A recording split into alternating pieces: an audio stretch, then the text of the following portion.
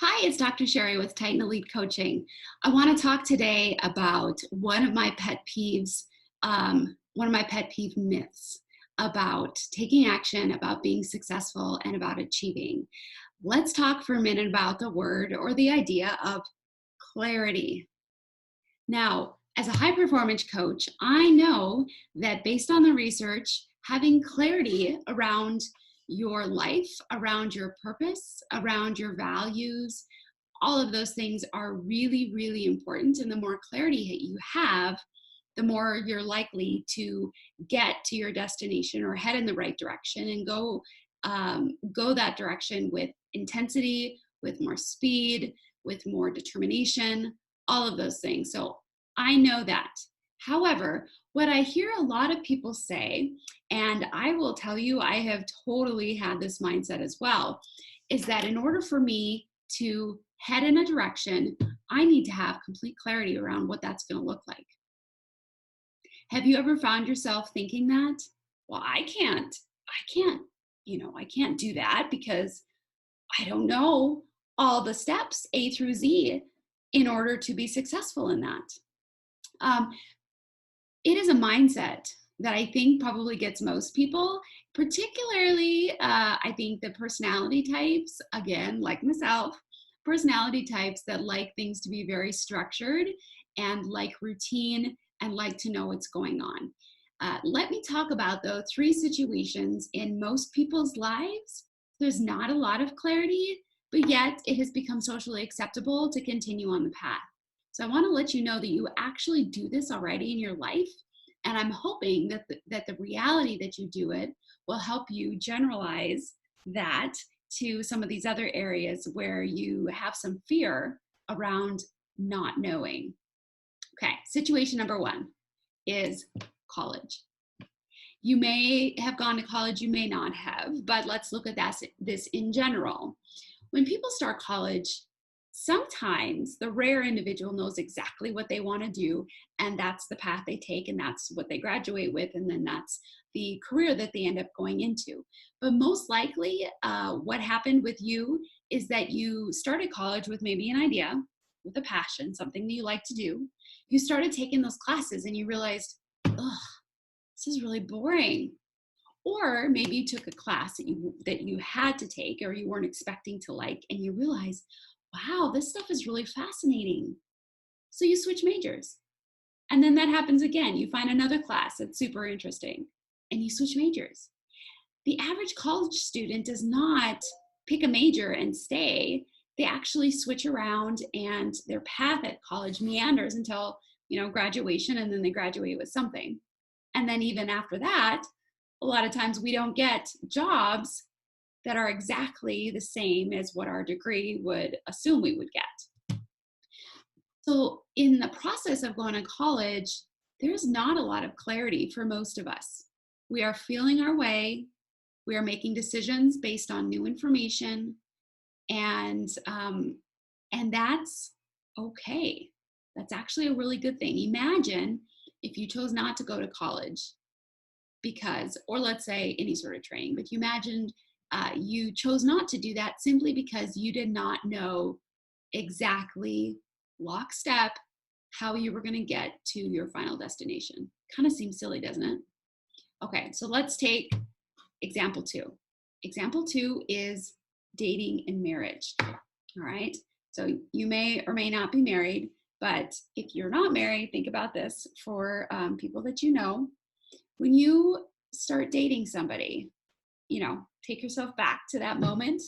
You're in a restaurant or something, you're seeing this person off in the distance, and you think, oh, they're attractive, they're cute, they're handsome. There's something about the way they carry themselves or the way they make people laugh that attracts you to them. And you're like, I'd like to spend one more time with them. So what do? You ask them out. Do you know at that moment that that is your life partner? That is the one that you are going to wake up next to for the rest of your life? Do you know that going into it?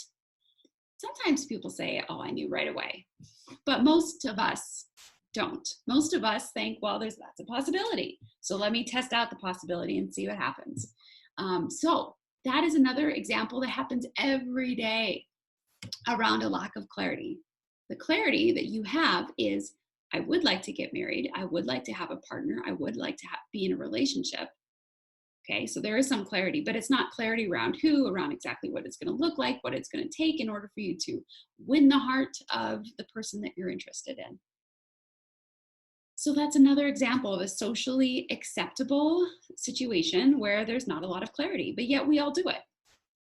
So if you're not convinced yet that having a lack of clarity is okay and that you still can get to your destination, let's try option number 3 or example number 3.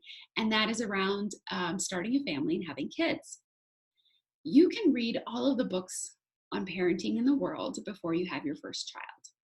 It might be helpful, but it is not going to provide you all the answers. I guarantee it. I'm a psychologist. I have studied developmental psychology, behavior, all of that stuff. I've been in classes, I've taught it, I've read books, I have, counseled people around it, and yet I still find situations day after day where I have to stop myself because I'm not entirely sure how to respond to my kids in the moment. I have clarity around how I want to be as a mother, but I do not have clarity around the exact steps that I need to take in every situation. None of us do. But that's another example where that is perfectly acceptable for us to not have every single detail about how we're going to have a child, how we're going to raise them, how we're going to usher them into the world so that they can be successful. We just have kind of an idea and we go for it and we figure it out along the way. So let's go back to the idea of clarity around your business or around ideas and things that you're excited about.